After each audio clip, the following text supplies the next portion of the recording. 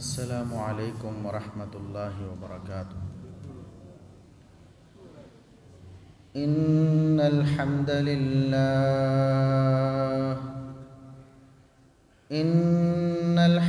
للہ نحمده ونستعینه ونستغفره ونعوذ باللہ من شرور انفسنا ومن سیئات اعمالنا من يهده الله فلا مضل له ومن يضلل فلا هادي له أشهد أن لا إله إلا الله وحده لا شريك له وأشهد أن محمدًا عبده ورسوله اللهم صل على محمد وعلى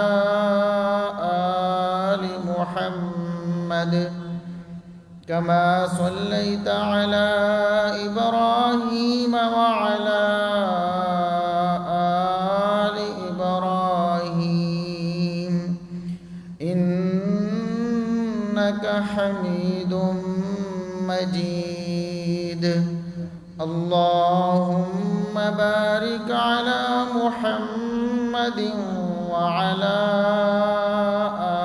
آل محمد كما باركت على إبراهيم وعلى آل إبراهيم إنك حميد مجيد أما بعد فيا أيها الناس ألا إن خير الحديث كتاب الله وخير الهدي هدي محمد صلى الله عليه وسلم وشر الأمور محدثاتها وكل محدثة بدعة وكل بدعة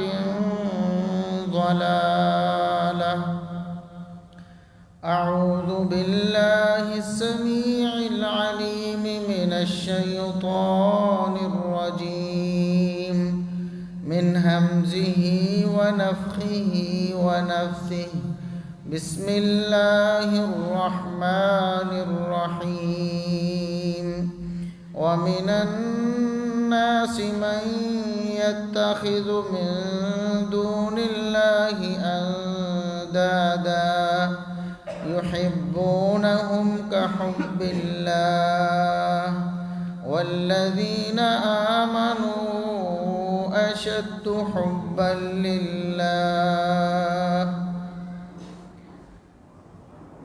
انتہائی قابل احترام بزرگوں، عزیز نوجوان ساتھیوں، معززات و مکرمات اسلامی ماں اور بہنوں، ہر قسم کی حمد و ثنا، تعریف و تمجید، کبریائی، بڑائی، رفعت اور عظمت اللہ رب العزت کے لیے جو پوری کائنات کا خالق و مالک ہے۔ بے شمار لا تعداد بے حد و حساب درود و سلام پیغمبر آخر الزماں، محسن انسانیت، محسن کائنات جناب محمد الرسول اللہ صلی اللہ علیہ وسلم کی ذات اقدس پر۔ ایک مسلمان ہمیشہ اللہ اور اس کے رسول صلی اللہ علیہ وسلم کی پسند کو پسند کرتا ہے، اور جو چیز اللہ اور اس کے رسول صلی اللہ علیہ وسلم کو ناپسند ہوتی ہے ایک مومن اور مسلمان اسے ناپسند کرتا ہے۔ اس کی محبت اور نفرت کا معیار اللہ اور اس کے رسول صلی اللہ علیہ وسلم کی ذات ہوتی ہے۔ یہ بات قرآن و سنت میں بارہا تکرار کے ساتھ بتائی گئی۔ رسول اللہ صلی اللہ علیہ وسلم نے ارشاد فرمایا، ثلاث من کن فیہ وجد بہن حلاوت الایمان، تین خصلتیں جس شخص میں ہوں گی وہ ان خصلتوں کی وجہ سے ایمان کی مٹھاس کو محسوس کرے گا۔ یعنی جس میں یہ تین چیزیں نہیں ہوں گی اس کو ایمان کی مٹھاس نہیں ملے گی۔ کلمہ تو پڑھا ہوا ہے، ایمان کا دعویٰ تو کیا ہوا ہے، لیکن جو مٹھاس ایمان کی اس کے اندر ہونی چاہیے، جو لذت ایمان کی وجہ سے اسے ملنی چاہیے، وہ اس سے خالی ہے۔ وہ تین چیزیں کون سی ہیں؟ ان یکون اللہ ورسولہ احب الیہ مما سواہما، کہ اللہ اور اس کے رسول صلی اللہ علیہ وسلم پوری کائنات سے بڑھ کر اسے محبوب ہو جائیں۔ کائنات کی کوئی اور چیز بھی اللہ اور اس کے رسول کی محبت سے بڑھ کر اسے محبوب نہ ہو۔ نہ دنیا کا مال دولت، نہ جائیداد، نہ کاروبار، نہ اولاد، نہ رشتہ دار، نہ خاندان، نہ معاشرہ، نہ سوسائٹی، ہر چیز اللہ اور اس کے رسول صلی اللہ علیہ وسلم کی محبت کے سامنے قربان، تب ایمان کی حلاوت محسوس ہوگی۔ وَأَن يُحِبَّ الْمَرْءَ لَا يُحِبُّهُ إِلَّا لِلَّهِ، اور دوسری خصلت جس کی وجہ سے ایمان کی حلاوت ملنی ہے وہ یہ ہے کہ اگر کسی سے محبت ہے تو صرف اللہ کے لیے، جس سے بھی محبت کرتا ہے اللہ کے لیے محبت کرتا ہے۔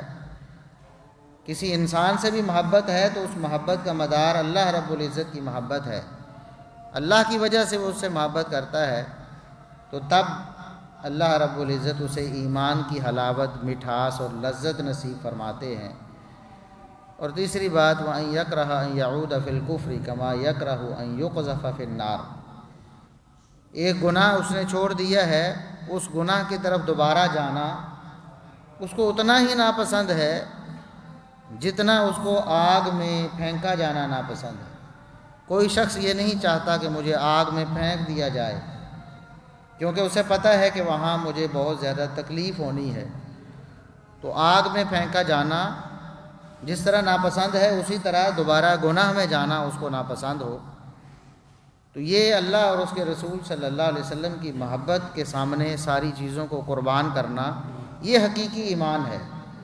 آج ہم ایمان کی لذت اور مٹھاس سے اسی لیے خالی ہیں، ہمیں نہیں ایمان کی لذت محسوس ہوتی، بس کاغذی کارروائی ہے، روایتی طریقہ ہے، مسلمانوں کے گھر میں پیدا ہوئے، بس مسلمان ہیں، کلمہ پڑھتے ہیں، نماز بھی پڑھ لیتے ہیں، روزے بھی رکھ لیتے ہیں، زکوٰۃ بھی دے دیتے ہیں، لیکن جو ایمان کی لذت ایک مسلمان اور مومن کے اندر ہوتی ہے، اس کو محسوس ہوتا ہے کہ میں خوش ہوں، مجھے اطمینان ہے، مجھے سکون ہے کہ میں اللہ رب العزت پر ایمان لایا ہوں، میں اللہ کی بات مانتا ہوں، میں محمد الرسول اللہ صلی اللہ علیہ وسلم کی بات مانتا ہوں۔ یہ لذت نصیب نہیں ہوتی، اس کی وجہ یہی ہے کہ ہم نے اپنی محبت اور نفرت کا معیار اللہ اور اس کے رسول صلی اللہ علیہ وسلم کو نہیں بنایا۔ یہ صحیح بخاری کی حدیث ہے جو میں نے آپ کے سامنے عرض کی ہے۔ سنن ابی داود میں ایک حدیث ہے، نبی کریم صلی اللہ علیہ وسلم نے فرمایا، من احب للہ وابغض للہ ومنع للہ واعطى للہ فقد استکمل الایمان، جو شخص محبت کرے تو اللہ کے لیے کرے، کسی سے نفرت کرے تو اللہ کے لیے کرے، کسی کو کچھ دے تو اللہ کے لیے دے، اگر کسی سے کچھ روکے تو اللہ کے لیے روکے، اس نے اپنا ایمان مکمل کر لیا۔ اس کا ایمان مکمل ہوا ہے جس کی محبت بھی اللہ کے لیے ہے، نفرت بھی اللہ کے لیے ہے، کسی سے پیار ہے تو اللہ کی خاطر ہے، نیک آدمی ہے، اللہ کا نیک بندہ ہے، میں اس سے محبت کرتا ہوں، یہ نمازی ہے، میں اس سے محبت کرتا ہوں، یہ قرآن کریم کا حافظ اور قاری ہے، میں اس سے محبت کرتا ہوں، یہ عالم ہے، میں اس سے محبت کرتا ہوں، یہ تہجد گزار ہے، میں اس سے محبت کرتا ہوں، یہ سنت سے محبت کرنے والا ہے، اس لیے میں اس سے محبت کرتا ہوں۔ یہ معیار بنے گا، اور نفرت کا معیار بھی اللہ اور اس کے رسول صلی اللہ علیہ وسلم کی ذات بنے گی۔ اس سے کیوں نفرت ہے، میں اسے کیوں اچھا نہیں سمجھتا، اس لیے نہیں، میری ذاتی عداوت ہے، میرا کوئی لین دین کا معاملہ ہے، جائیداد کا جھگڑا ہے، میری اس کے ساتھ تکرار ہو گئی تھی، ایک دفعہ لڑائی ہو گئی تھی، نہیں، رشتہ داری کا مسئلہ ہے، فلاں نے رشتہ نہیں دیا، فلاں نے یہ کر دیا، فلاں نے وہ کر دیا، نہیں، کسی سے نفرت ہے محض اللہ کے لیے کہ وہ اللہ کا نافرمان ہے اس لیے مجھے اچھا نہیں لگتا، وہ کتاب و سنت کے خلاف عمل کرتا ہے اس لیے مجھے اس سے نفرت ہے، اور اگر کسی کو کچھ دیتا ہے تو اللہ کی خاطر دیتا ہے، کسی سے تعاون کرتا ہے اللہ کو راضی کرنے کے لیے، مال دیا ہے، کوئی اور تعاون کیا ہے کسی کا تو اللہ کی خاطر، اور اگر کسی سے کچھ روکا ہے، کسی کو ضرورت ہے اس کی ضرورت پوری نہیں کی محض اس لیے کہ اس کی ضرورت پوری کرنا اللہ رب العزت کو ناراض کرنے کا سبب بنے گا، تو میں ایسا کام نہیں کرتا۔ جو شخص ایسا کر لیتا ہے اس کا ایمان مکمل ہو جاتا ہے، اور جو شخص ایسا نہیں کرتا اس کا ایمان مکمل نہیں ہوتا، ناقص ہے، ادھورا ہے، اسی لیے اس کو ایمان کی حلاوت اور لذت محسوس نہیں ہوتی۔ جب محبت اور نفرت کا معیار اللہ رب العزت کی ذات بن جائے، نبی اکرم صلی اللہ علیہ وسلم نے فرمایا، یہ بھی صحیح بخاری و مسلم کی حدیث ہے، سبعۃ یظلھم اللہ فی ظلہ یوم لا ظل الا ظلہ، 7 قسم کے خوش نصیب وہ ہیں کہ قیامت کے دن اللہ رب العزت انہیں اپنے عرش کا سایہ نصیب فرمائے۔ جس دن اللہ کے عرش کے سائے کے علاوہ کوئی سایہ نہیں ہوگا، نہ کوئی عمارت ہوگی، کوئی بلڈنگ بھی نہیں ہوگی، کوئی درخت بھی نہیں ہوگا، کوئی چھاؤں کا کوئی ذریعہ نہیں ہوگا، سورج قریب ہو جائے گا بالکل، اور لوگ اپنے پسینوں میں شرابور ہوں گے، کسی کے ٹخنوں تک، کسی کے گھٹنوں تک، کسی کی ناف تک، کسی کے چہرے تک، کوئی اپنے پسینے میں ڈبکیاں مار رہا ہوگا، اتنی سختی میں، اتنی گرمی میں، اتنی شدت میں سایہ ہوگا تو صرف اللہ رب العزت کے عرش کا سایہ ہوگا۔ کن خوش نصیبوں کو ملے گا؟ 7 قسم کے خوش نصیب ہیں، جن میں سے ایک وہ شخص ہے جو کسی سے محبت کرتا ہے تو اللہ کے لیے کرتا ہے، اس کی محبت کا معیار اللہ رب العزت کی ذات ہے، وہ اس کی نیکی کی وجہ سے، اس کے تقوی کی وجہ سے اس سے محبت کرتا ہے، تو ایسا شخص رجلان تحابا فی اللہ، دونوں کی آپس میں محبت ہے تو دونوں طرف سے اللہ کے لیے محبت، اجتمعا علیہ وتفرقا علیہ، اگر وہ آپس میں ملتے ہیں اللہ کی محبت کے لیے ہی ملتے ہیں، ان کے ملنے کا کوئی اور سبب نہیں ہے، ملتے ہیں تو اللہ کی محبت کے لیے، وتفرقا علیہ، اور اللہ کی محبت پر ہی جدا ہوتے ہیں۔ اس کے 2 مطلب ہیں کہ اگر ان کی آپس میں کبھی کوئی ناراضگی ہوتی ہے تو اس کا سبب بھی اللہ رب العزت کی کوئی تعلیم ہوتی ہے کہ اس نے اللہ کی نافرمانی کی ہے تو وہ اس سے پیچھے ہٹ گیا ہے،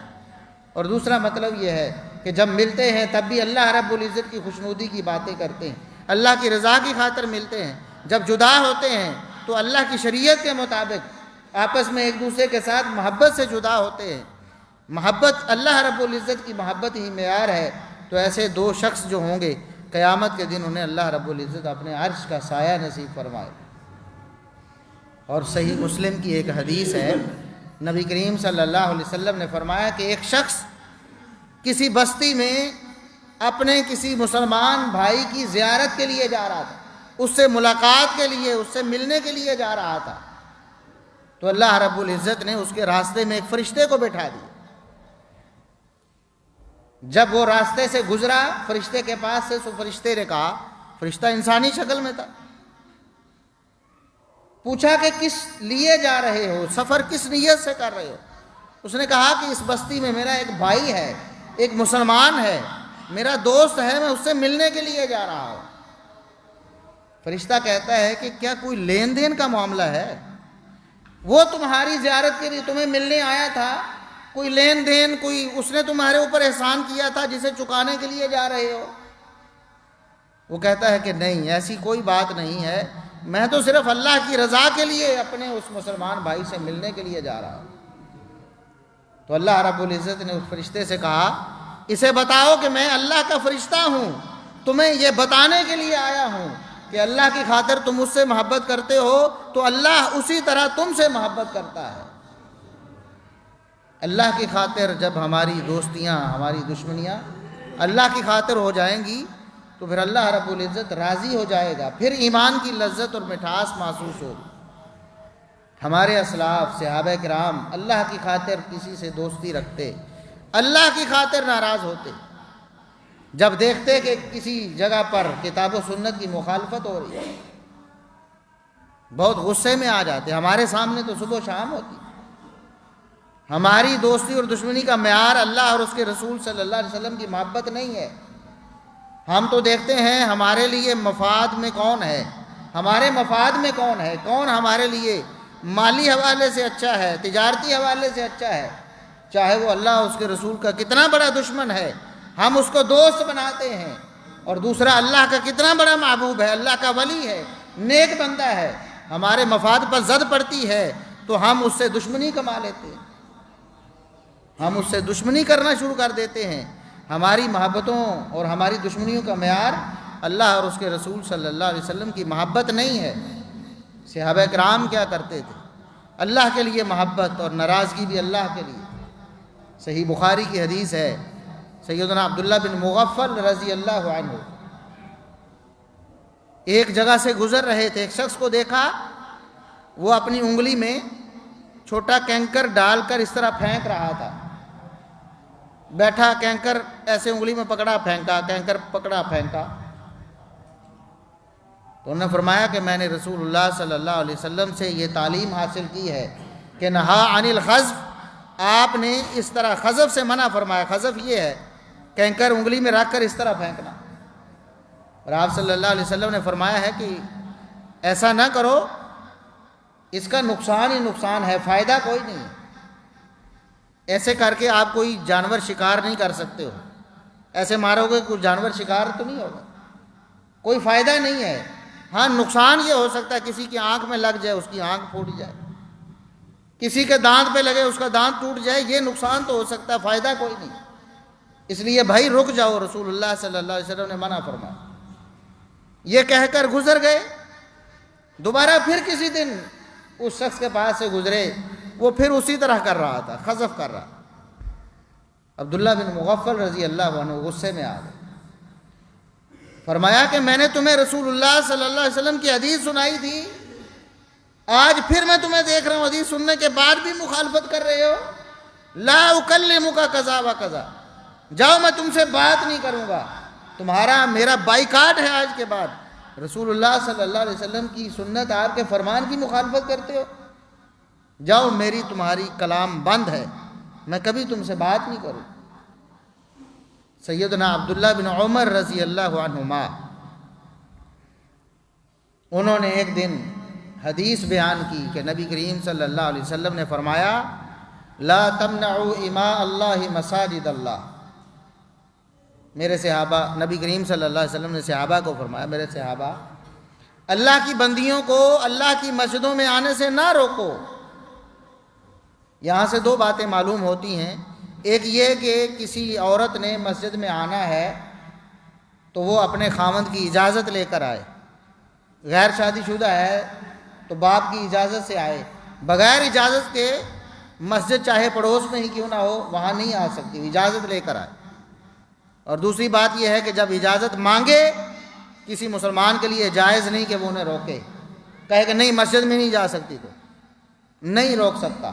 اگر مسجد میں جانے کی اجازت عورت مانگتی ہے، اجازت دینا لازم ہے۔ رسول اللہ صلی اللہ علیہ وسلم نے فرمایا کہ تم نہ روکو۔ عبداللہ بن عمر رضی اللہ عنہما کا ایک بیٹا بلال نامی، وہ یہ بات سن رہا تھا، کہنے لگا واللہ لنمنعہن، ابو جی ہم تو روکیں گے ضرور عورتوں کو، یہ تو ایسے ہی عبادت کے لیے تھوڑی جاتی ہیں، ایسے ہی چلنے پھرنے کے لیے مسجد میں چلی جاتی ہیں، اس طرح کی کوئی بات کی۔ حالانکہ اس کی نیت یہ نہیں تھی کہ میں رسول اللہ صلی اللہ علیہ وسلم کے فرمان کے مقابلے میں، نیت یہ تھی کہ شاید عورتیں جو ہے نا وہ چلنے پھرنے کے لیے بہانے سے نکلتی ہیں تو ہم تو ضرور روکیں گے۔ عبداللہ بن عمر رضی اللہ عنہما نے پاس بیٹھے تھے، ایک گھونسا اس کے سینے میں دے مارا، فرمایا کہ تم نے سنا نہیں، میں نے رسول اللہ صلی اللہ علیہ وسلم کا فرمان سنایا اور تم آگے سے کہتے ہو کہ ہم روکیں گے۔ اور راوی بیان کرتا ہے فَسَبَّهُ سَبًّا سَيِّئًا، اتنا برا ڈانٹا اس کو، اتنا برا بولا اس کے ساتھ کہ میں نے ساری زندگی عبداللہ بن عمر رضی اللہ عنہما کو اتنا برا کسی کے ساتھ بولتے ہوئے نہیں سنا ہے۔ محبت اور نفرت کا معیار رسول اللہ صلی اللہ علیہ وسلم کی سنت اور آپ کا طریقہ ہے، ہماری محبت اور نفرت کا معیار یہ نہیں ہے۔ صحابہ کرام نے وہ معیار قائم کر کے دکھایا ہے۔ رسول اللہ صلی اللہ علیہ وسلم کے دشمن کو وہ اپنا دشمن سمجھتے تھے، اور اس دشمن سے اتنی دشمنی کماتے اپنی جان کی پرواہ بھی نہیں کرتے۔ آپ کو معلوم ہے کہ رسول اللہ صلی اللہ علیہ وسلم کے کئی ایسے دشمن تھے جو علی اعلان آپ کے خلاف بکواس کرتے تھے۔ ان میں سے ایک کعب بن اشرف تھا، یہودی تھا کعب بن اشرف۔ رسول اللہ صلی اللہ علیہ وسلم نے ایک دن فرمایا من لکعب بن الاشرف، اور میرے صحابہ کعب بن اشرف سے کون نمٹے گا؟ فإنہ قد آذى اللہ ورسولہ، اس نے اللہ کے رسول صلی اللہ علیہ وسلم کو تکلیف پہنچائی۔ یہ اللہ کے رسول کا دشمن ہے، آپ کے خلاف بولتا ہے، کون کعب بن اشرف سے نمٹے گا؟ محمد بن مسلمہ رضی اللہ عنہ صحابی رسول ہے، کہتے ہیں اللہ کے رسول حکم فرمائیں، کیا حکم کرتے ہیں، کیسے نمٹنا ہے، کیا قتل کریں اسے؟ فرمایا ہاں قتل کرو اسے۔ محمد بن مسلمہ اپنے ایک ساتھی کے ساتھ اس کے پاس چلے گئے، غیر مسلح، اپنے پاس کچھ نہیں ہے، ساتھی کے پاس تلوار تھی۔ پہلے ویسے ہی اس کو ملنے چلے گئے، اس کو باتوں باتوں میں بہلایا، قصہ لمبا ہے، آپ سماعت فرما چکے۔ پھر اس کو قتل کیا، حالانکہ بہت بڑا سردار ہے، بہت بڑا لینڈ لارڈ ہے کعب بن اشرف، اپنی جان کی پرواہ نہیں کی، اس کے قلعے میں جا کے، اس کے علاقے میں جا کے اس کو قتل کر گیا محمد بن مسلمہ رضی اللہ تعالیٰ عنہ۔ اسی طرح ابو رافع ایک تھا، عبداللہ بن ابی الحقیق، ابو رافع یہودی، وہ بھی نبی کریم صلی اللہ علیہ وسلم کی شان میں تنقیص کرتا تھا۔ آپ صلی اللہ علیہ وسلم نے انصار کا ایک گروہ اس کی مرمت کے لیے بھیجا، اس سے نمٹنے کے لیے بھیجا۔ عبداللہ بن عتیق رضی اللہ عنہ ان کے امیر مقرر ہوئے، گئے اس کے قلعے میں جا کے اپنی ہتھیلی پر رکھ کر اس کو قتل کر کے آئے۔ رات کے اندھیرے میں اس کے گھر میں گئے، ایک دفعہ وار کیا لیکن وار صحیح جگہ پہ نہیں لگا ہے، بچ گیا۔ اس نے شور مچایا، پھر دوبارہ سے آواز بدل کر خود ہی پوچھنے لگے کیا ہوا ابو رافع، کیا ہوا؟ اس نے کہا کہ میرے اوپر کسی نے حملہ کیا ہے۔ اب پتہ چلا کہ آواز کہاں سے آ رہی ہے، دوبارہ سے پلٹ کر اس پر حملہ کیا ہے۔ اس کا کام تمام کیا، جب یقین ہوا کہ اب یہ ٹھنڈا ہو گیا ہے، جلدی سے آئے، سیڑھیاں اترے، سیڑھیاں اترتے ہوئے بلائی منزل میں تھا، نیچے اترتے ہوئے پاؤں پھسلا، پنڈلی ٹوٹ گئی، پنڈلی ٹوٹ گئی۔ ہڈی ٹوٹ جائے تو کتنی درد ہوتی، کتنی تکلیف میں انسان ہوتا ہے۔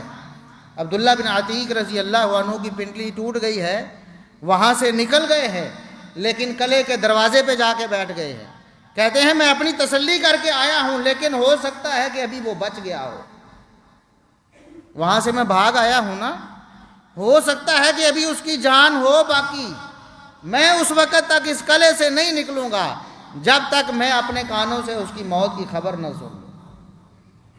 اس کی موت کی خبر جب آئی، صبح ایک بندے نے دیوار پہ چڑھ کے قلعے کی اعلان کیا ابو رافع مارا گیا ہے، پھر وہاں سے نکلے اور رسول اللہ صلی اللہ علیہ وسلم کی خدمت میں حاضر ہوئے۔ یہ صحابہ کرام کا دوستی اور دشمنی کا معیار ہے۔ آج رسول اللہ صلی اللہ علیہ وسلم کو برا بولا جاتا ہے، نعوذ باللہ، گستاخی کی جاتی ہے، آپ کو گالیاں دی جاتی ہیں، اور مسلمانوں سے اپیل کی جاتی ہے کہ آپ اس ملک کا بائیکاٹ کریں، اس کی مصنوعات کو چھوڑ دیں۔ جس ملک نے حکومتی اور سرکاری سطح پر رسول اللہ صلی اللہ علیہ وسلم کی توہین اور گستاخی کی ہے، مسلمان ان مصنوعات کو چھوڑنے کے لیے تیار نہیں، حالانکہ ان مصنوعات میں کوئی بھی ایسی نہیں ہے جن کی وجہ سے زندگی بچانا مشکل ہو جائے، یعنی جن کے بغیر انسان زندہ نہ رہ سکے۔ کون سی ایسی چیزیں ان کا متبادل موجود ہے پیٹرول پمپ ہے نا ایک، کتنی اور کمپنیاں موجود ہیں، وہاں سے آپ تیل ڈلوا لیں. آپ کی غیرت کیسے گوارا کرتی ہے کہ رسول اللہ صلی اللہ علیہ وسلم کا ایک دشمن ہے، ایک ملک سرکاری طور پر آپ کی دشمنی پر اترا ہے، آج اسی کی کمپنی ہے، ہم اس سے خرید و فروخت کرنے میں بالکل بھی ہچکچا نہیں رہے، اس سے ہم ہٹ نہیں رہے ہیں. کیا ہو گیا ہے ہمارا ایمان؟ اب دیکھیں رسول اللہ صلی اللہ علیہ وسلم فرماتے ہیں کہ یہ شخص مجھے تکلیف دے رہا ہے، تو صحابہ اپنی جان ہتھیلی پر رکھ کر، اپنی جان کو خطرے میں ڈال کر اس کو قتل کرتے. ہم اگر ان کی جگہ ہوتے، ہم سے تو ایک کمپنی کا بائیکاٹ نہیں ہوتا، تو ہم کہاں جا کر دشمنوں سے نمٹتے؟ ہمارا ایمان تو یہ ہے.